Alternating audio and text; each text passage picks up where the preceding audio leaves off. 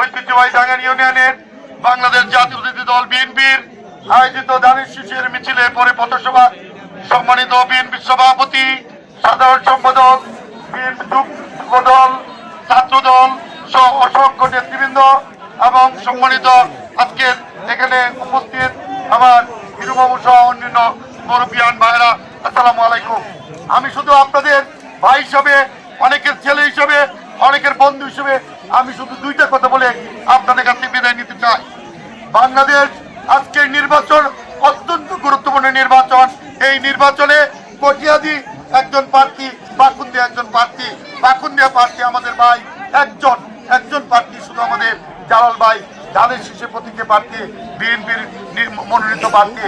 আমরা এই বাকুন্দিয়ার স্বার্থ রক্ষার জন্য ভোট চাই, জালাল ভাইয়ের বিজয়ের জন্য, দেশের স্বার্থে, গণতন্ত্রের স্বার্থে।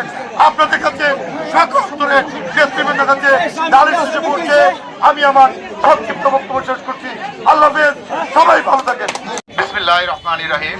সংগ্রামী ভাইরা আমার, আজকে উপস্থিতি দেখে আমাকে এবং আমার এলাকার সকলকে গর্বিত মনে হচ্ছে যে আমরা একতা এবং ঐক্য আছি। কে কোন দল করি বা কি করি সেটা বিষয় না, কিন্তু আমরা এক ডাকে যে এত লোকের সাড়া পেয়েছি আমাদের ধানের শীষকে বিজয় করার জন্য আমরা একত্রিত হয়েছি। ইনশাল্লাহ আমরা 12 তারিখে বিজয় নিশ্চিত করে আমরা ঘরে ফিরবো ইনশাল্লাহ। এবং আজকে এই মিছিলে আমাকে যারা সহযোগিতা করেছে এবং যারা অক্লান্ত পরিশ্রম করেছে তাদের প্রতি আমার